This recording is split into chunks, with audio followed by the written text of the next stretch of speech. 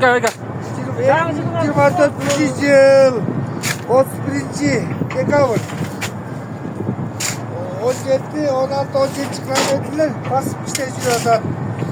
Yakıcılık bitmeli. Rex. Gerekli yakıcılıklardan bozdu. Elektrik. İşçiler ilgilik. Deniz olup bozdu. Havacılık bozdu. Yakıcılıklar mı? Damacılıklar benden.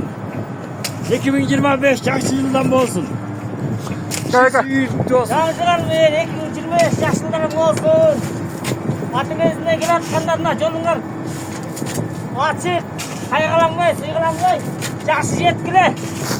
Bir yola sürpriz kılgıla. Gel enter koy gel.